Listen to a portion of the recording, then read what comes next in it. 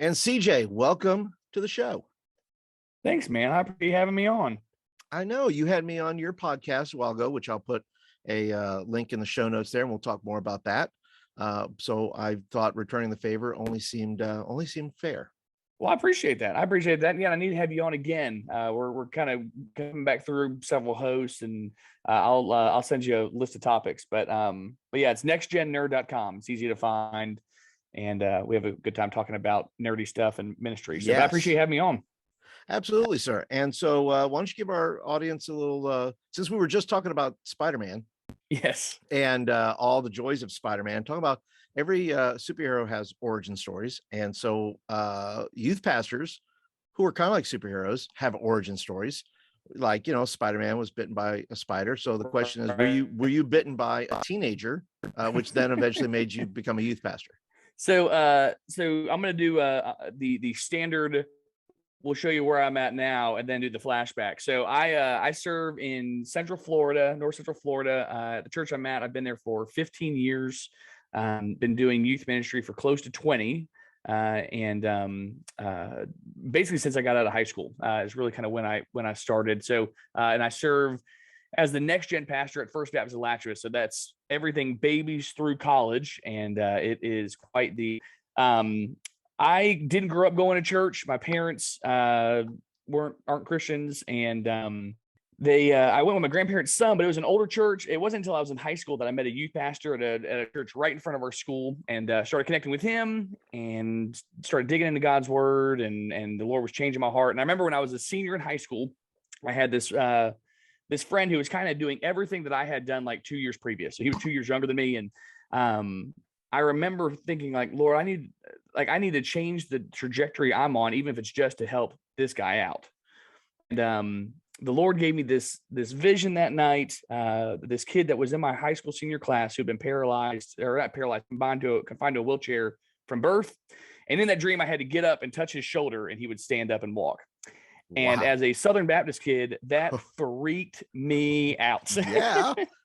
So I remember going to a Bible study teacher of mine at the school and told him, he said, well, do you remember anything from the vision? And I said, yeah. He had a salmon colored polo on. And he goes, well, when he rolls in with that salmon colored polo, you better do what God asked you to do. And man, weeks went by, and eventually he came in wearing that salmon colored polo, Paul. And I could not get out of my chair, man. I sat there frozen the entire class period. The bell rang and he rolled out.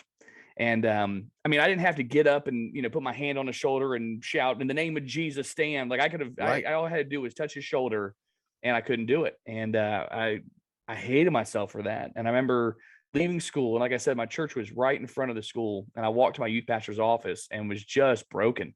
Yeah. And I said, I don't ever want to feel like this again, man. I don't want to tell the Lord no. I don't want to say no to something that he's put in my path. Like, this is terrible. And my youth pastor smiled. He said, I was going to talk to you this Wednesday, but here you are. He goes, I really would like you to consider doing a youth ministry internship this summer. And I didn't know what that meant. But I couldn't say no at that point, No. Like I just told him I didn't want to say no. And so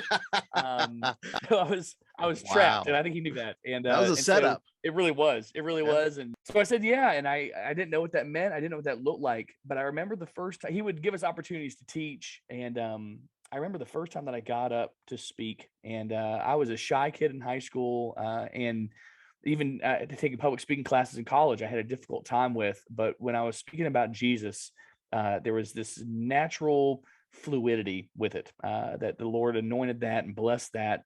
And I served with him all summer long. And at the end of the summer, he actually changed churches. And so the door opened up for me to serve there for a longer period of time. And I know that's what God's made me to do is to love others and to care for others. And right now, youth ministry is the context in which that's kind of being done. Well, that is a great story. That is, I mean, wow, that's a lot to take in. But what a great, origin story to say that's where you came from, and that's powerful. And today we're talking about collaborating with other churches and why this is so important to you as a youth pastor. And it's important to me too. I've been a part of various church gatherings and things like that where different people get together. But what was your first experience working together with other churches that sort of, did maybe were you interested in churches gathering together before churches gathered together, or did you go to an event and say, wow, this is really something, this is this is really lit a fire in me, this needs to happen more? Right. I remember making friends with other youth pastors, and so that may have like primed the pump, us getting lunch and hanging out and spend time together. But what really opened my eyes to the need for it, there's a church outside of Nashville, Tennessee called Long Hollow. It's a huge church out there, and the head youth pastor there would do this thing he called a 24-hour conference, where he would bring a youth pastor in, and they would observe all kinds of pieces and facets of their youth ministry. And it was huge. I mean, like when we were going around that town, everywhere we went, the people who were serving us went to church with them. I mean, if it was like 85% of the town's population went to this church, so it was big. And but what I remember most about that conference was you would start Wednesday afternoon, you would end Thursday at lunchtime, and that Thursday portion was their creative meeting. And so they had like 10 campuses, and each campus had a youth pastor, and the main campus had like 10 staff. And so I'm in this room with 20 guys that are going through the next week and just bouncing off each other. And I'm watching this amazement going, this is what I wish I had. So often youth ministry is so lonely, and you're trapped in a room by yourself going, all right, what am I going to speak on this week? Or you got your study tools out and you're like, right, okay, well, let's do this. And, and I remember leaving that going, there's no way that I'm going to get my senior pastor to sit in a room with me and help me plan my sermon. Like that, like that ain't going to happen. Mm-hmm. And so I remember driving back. So, Nashville to where I live is about 8 hours, and driving back going, okay, what could this look like? And I thought, how cool would it be if I could get 5 or 6 guys in my area to sit with me and us plan our series all together? And if we could come together and really just think through the year. And so, like I said, I'd had lunch with several guys, and so I talked to them, and funny enough, it was all the old guys, meaning older than 25, all the old guys that were like, I was gonna say, careful. Yes. It wasn't the guys that were, 22, 23 that wanted to do this. It was the guys that had been in the trenches and knew I really need this. And so, we started meeting together once a week. We met together every week, and it was so life-giving for several reasons. Number one, in collaboration, we all had blind spots, but they never overlapped. Where I may have been weak in doing missions or outreach, that was another guy's passion. And so it was really cool because we were keeping each other accountable as far as covering everything. But what also happened is we were able to produce a series that were on par with some of the larger churches in our area, because we were divvying it up the work.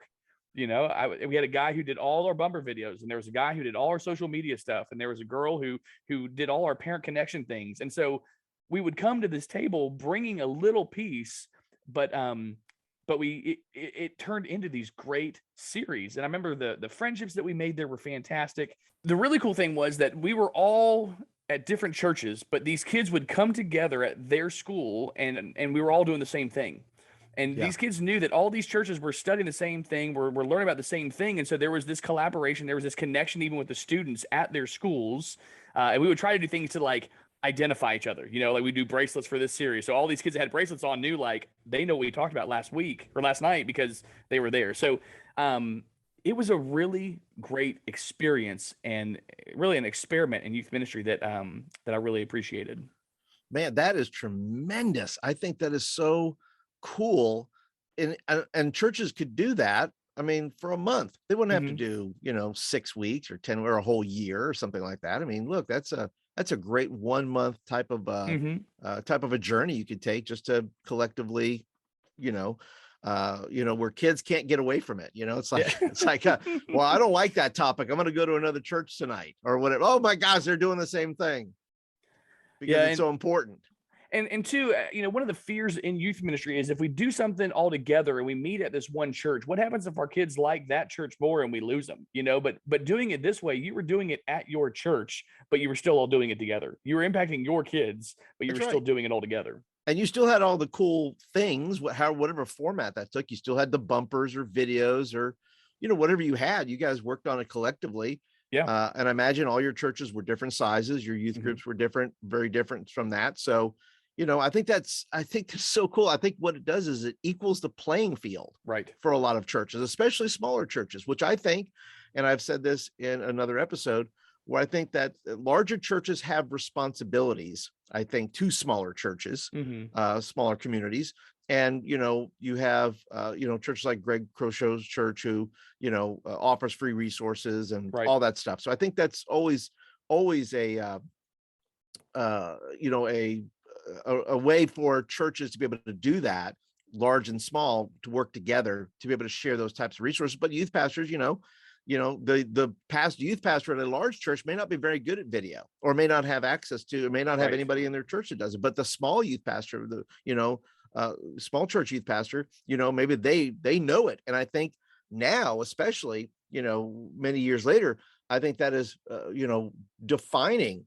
There's so many more youth pastors that know how to do a lot Mhm. of things, from video editing to audio to graphics to all those things. And so tapping in and collaborating together just seems like it's a smart thing to do if Yeah. you're a youth pastor, especially in a smaller church. But I think it's beneficial that if you're a youth pastor in a larger youth group, why wouldn't you want to do that? No, you're right. The larger churches can help there, but there was something with the camaraderie of, we feel alone. A large church may have a staff of 5 youth guys, and so they can do that on their own. But it was fixing the loneliness that comes from ministry, especially student ministry. Oh I yeah. was cleaning up after our Christmas party yesterday, and I was telling my wife, my pastor doesn't sweep up the gym after something happens. Like, that's not what he does. This is what I do, though, because it needs to be done. And so it helped with that loneliness. And we, that group that we met together, a lot of the guys, have moved on or moved into other areas of ministry, and it was really hard for me to find another group like that. But what's really cool is kind of like what you're doing with some of your training, and there are other organizations that find guys across the nation that are interested in this type of collaboration and pulls them together. With Zoom, you can get together anywhere, and you can still do this even if you're not in a local context. Find guys that are wanting to have fellowship and collaboration and all those things. Now's the time. Why do you think, and I'm going to throw this as like a bonus question I'm going to throw in, why do you think more youth pastors don't do this? What is holding back the listener or the viewer right now that says, I don't know if I want to do this or not? I think if you attach an age to it, I think I can answer the question easier. I think the younger youth pastor, the younger guy who's 18 to 23, is really has his own vision, his idea of what works. And so I don't know that I want to trust somebody else with that. And they're in this mode of, I need to prove myself. And Mm, so if I'm getting help, then I'm not proving myself, which isn't the truth. And so if you were to say, though, what about the mid 20s to 30s? Why don't they do that? Maybe because they don't feel like they have the time. Like, it takes time to do this, and it'd be much easier if I didn't have to rely on anybody else just to get it done, because I got small kids and whatever else. yeah. And then the older guys, what they usually have this apprehension for is, I've tried this before. I've put all this time and effort into this relationship, and this guy moves on, Yeah. and I don't know that I want to do it again. So all three of those I think are perfectly understandable mindsets.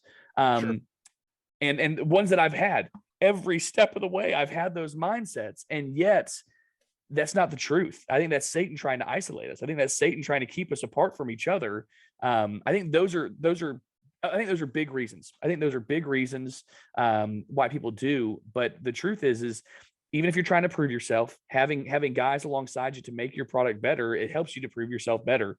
Even Yep. if you are busy because you've got small kids and you just don't have the time, sacrificing a little bit of time allows you to do more by collaborating. So it actually gives you more time. And even though it's been hard because you've lost relationships along the way because they've moved on or burned out or whatever else, that's actually you not giving grace. You're holding on to past pain instead of giving grace, and it's Yeah. a great spiritual exercise to lean in. Yeah. It's a great point you make there, because I think there is a lot of, for lack of a better word, fear, right? Just a Hmm. normal human, like, will I be accepted? Will Right. I, will I fit in? Will they reject me? Right. Cause I'm not, in the group, or I don't Mhm. fit a model or style or whatever, or I'm too small. I wouldn't, really fit in with this kind of group. And those are all there. But I think this sets up our next question, which is, why is it important? Why is it important that they do things together? Yes, youth pastors, but maybe you want to elaborate even further and say, why should churches, youth groups, from expanded however way you choose, and explain the ROI, the return on investment Right. aspect of why collaboration is important. So in my context, several years ago, I went through a really rough period where this church was exploding, but it wasn't building itself off of actual growth. It was building itself off of trimming the fat from other churches. Oh, And you know what I'm saying? Joe, Like that, yeah. that, that was, Yeah, that yeah. was what was happening. And so, that sadly isn't just the big churches. I think that's most churches now are playing this shell game with members where instead of actually growing, we're just taking people who are already churched and just moving them around. By building relationships with other churches, there is no longer an us versus them. And so you're no longer excited at that possibility of getting that sweet family with 6 kids that's you know what I mean? Because Yeah. like I'm taking them from Megan. I'm taking them from Paul. I'm taking them from them. And Yeah. so it breaks down that wall in an us versus them, because that's not how the church was made. I think Paul explains it very well, that Yep. some of you say you're with Apollos and some of you say you're for, like that was not how it was meant to be. So number one, you have to work with other churches so that you don't see them as competition, because they're not competition. Right. They're not competition. They shouldn't be competition. There are plenty of lost people in our communities Yep. that we should be focusing on, instead of, man, that guy is discipled and he is discontent with his church. I bet you I can wiggle him loose. So number Yeah. one, it's not a competition. And number two, this mission is too big for you to do on your own. We had a kid at our high school commit suicide the Monday before Thanksgiving. Whole school's wrecked. Whole school's Yeah. wrecked. Yeah. And in that moment, it wasn't a youth pastor's job to get in there and fix that school.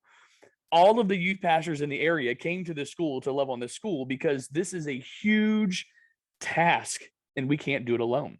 Yeah. The meeting that we had was much more of our Wednesday night programming, but having a group of youth pastors to work with is bigger than that. The ability to look at the needs of your community and even divide that up. Like our church does a food distribution, and the church right next to us does a clothing closet, and the church down the street, but collaborating and going, we'll cover this piece, you cover that piece. Like let's reach this community. The return on investment is you're actually being obedient to what Jesus has called you to be as the church. Let's start there. Yeah.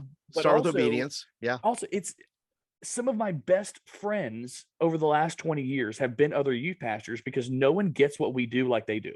No one does. Yeah. Not your volunteers, not your senior pastor, not the parents in your youth group, not the kids. None of them get what we're going through like youth pastors get what youth pastors are going through. And so it does take time and effort. There are several shortcuts that you can take. I mentioned when we were talking before the show, Youth Ministry Booster does this. Finding a mastermind group in general that's already set up is helpful for this. But you've got to put in the time, because you can't do ministry without it. You can't do ministry without collaborating with others. And that can be difficult. There may be things that you want to do, but this church down the road is completely opposed to it, or whatever. There may be a misunderstanding, or like, this is a very small example, but we were doing a rescue themed series one time, and we had all of our stuff set up for like lifeguard and life reservers. Well, one of the churches had a kid drown like 3 years earlier, and they're like, it's still really hard for our church. Can we change it? Yeah.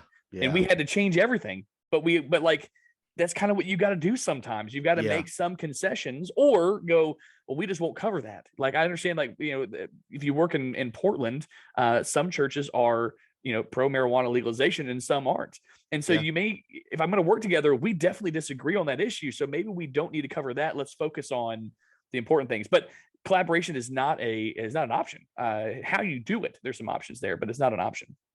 Yeah, and I think all of what you just said makes perfect sense. And it certainly gets messy, Hmm. sometimes. But I think in your case with the life present, I think that's just being compassionate. I Yeah. think that's an opportunity. One of the things is working together is you get to, you know, lay down yourself in some manner for somebody else. It's an opportunity to be sacrificial. It's an opportunity to say, look, it doesn't have to be my way or the highway, which a Right. lot of churches have that kind of mentality, Right. right? The big Yep. church has the big stick and they get to make things, you know, make choices Right. that, you know, jump in or no, right? Hmm. And so, but I remember just a simple thing like when you collaborate, especially in a small town, everybody knows everybody.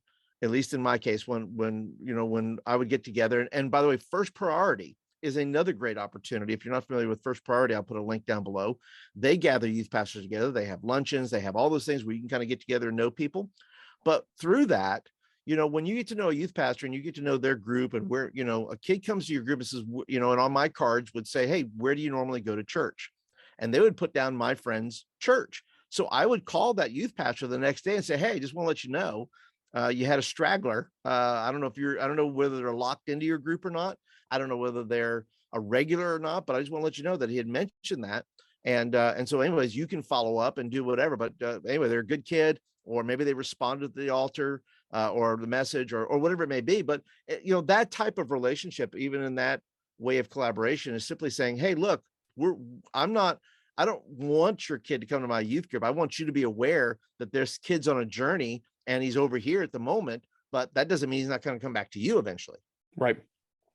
So in that vein, are there some other tips that you would say or simple ways that don't involve, I don't know, a lot of friction, where it's super easy maybe for a youth pastor to say, I want to collaborate with somebody in my community, another youth pastor. What are some either examples or tips or ideas that you can share with our viewers and listeners that would be, you know, would be something easy for them to just get started with? I think it's the same thing when you share the gospel, standing on a street corner, holding a sign and screaming. You may get a few, but it's not the best way to enter into it. Right. You know, if you're trying to get something out of somebody, it's not really going to work that well. We always say that when we're sharing the gospel, it needs to come from a place of relationship. And so if you're starting a youth pastor group in your area for the purpose of, I need to make my life easier because this is going, like that's, it's going to be really difficult. Like I said, when we started this group, we already had relationships. Yeah. We were already friends. We had already built trust. We had already spent time together. And so I would say to relieve some of that friction and tension, these have to be people you actually care about and know. And so the way that I do it is if there's a youth pastor that I meet, I take him out to lunch or not take him out to lunch, but we go out and get lunch because I'm poor. I can't afford to buy y'all lunch. But we go out and we I thought get that's lunch. what the youth group budget's for. That's right. That, We go out and we get lunch. And if it's not a good fit, we both know it's not a good fit. And we don't have to get another lunch. But if yeah. it is a good fit, we keep getting lunch together. You know the guys that are there to get something, and the guys that are there because they just want to be there. Yeah. And so I would encourage you to find, if you can, in your area, to find guys that that you can spend time with and build a relationship with. And if you're in the middle of nowhere and there is nobody, and you have no association, you have no state convention, you have no over body that can connect you, find a group that's like First Priority or like Youth Ministry Booster, where these guys have already cut through the tension and say, I don't have it all together and I need help. Like I want community. Find a group like that because that's going to help, because it's not gonna be right next to you. You're not gonna be stealing somebody from somebody else if it's like if it's an online group. Yep. But also all those guys already have buy-in because that's what they're looking for. But I would say start with a relationship. Find youth pastors in your area and have lunch. And even if you cut out one day a week, like every Tuesday, I'm having lunch with a youth pastor. Every Tuesday, I'm having lunch with a youth pastor. Maybe the same 3 guys over and over again. Yep. But the more connection you can make, the more friendship you can make, it's okay then. Like I've lost kids to other churches, and I put that in quotes. But when I know where they're going, like I'm okay with that. I've had youth pastors that have recommended kids go to our church because they go, man, I think it would have a better fit over there. And it's only happens because they know me and I know them, and they care about me and I care about them. So build a relationship. That'll help with that friction. Oh man, it's so good, so good. That if you can recommend somebody else's youth group to a kid, that they don't have to come to your youth group, Right.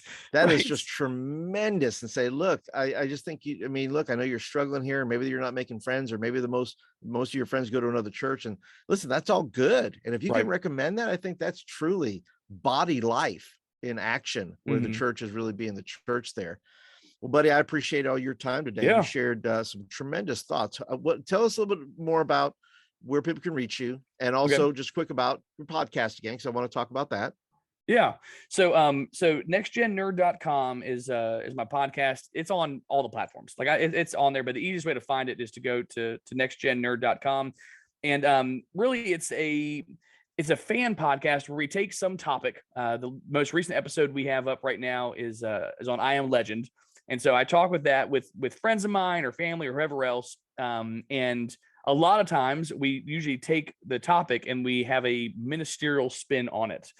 So like, for example, in I Am Legend, we talk about how the main character is alone, is isolated. And I'm Yeah, talking to two guys who have the tendency to want to do everything on their own as well. And we talk about how that's dangerous. And so we talk about that. We have fun. I try to keep the episodes short, but they're not always that way. But nextgennerd.com is a great way to connect with me. And we've got a Facebook page for the podcast as well. And Instagram, it's the same thing. It's nextgen_nerd on Instagram. But yeah, and send me a message. I'm all, like I said, I'm all for collaboration. By all means, hit me up, ask questions. If you're getting stuck or you need help find the connection, I am in. But yeah, those are the easiest ways to get a hold of me. Nextgennerd.com, nextgen_nerd on Instagram, or find our Facebook page for the podcast, Next Gen Nerd Podcast. that's right. You don't have to be a nerd to engage. You're not very Nerd is nerdy. just That's fan. okay. Nerd is just fan. I remember we have a list of topics, and I handed to a guy, and he goes, "There's no topics that I would possibly want to talk about on there." And I handed it to him, and he goes, "Tombstone is my favorite movie." I go, "Then we'll talk about Tombstone." Like That's being a nerd is not geek or whatever else. It's just I really like this. Is really what I'm going for. So we talk all that's kinds. right. That's right. You don't have to be a nerd. You can just reach out. I mean, Right. of course, it's nice if you're a nerd. I don't know a lot of these pastors that aren't nerds these days, but Good ones. The good ones are. The good ones the are. good ones are. Well, buddy, on that note, we will go ahead and close our time together. And thank you so much for the work that you're doing in your church Appreciate it. and being Anytime, man. being a good collaborator. Thank you. And Paul, I appreciate your encouragement. I thoroughly enjoy at the end of all your episodes where you say, if no one's told you lately, you're doing a great job. I listen to the end just for that, just to go, someone told me today that I'm doing a good job. So Paul, thanks for all you do too, man. Absolutely, buddy. Thank you.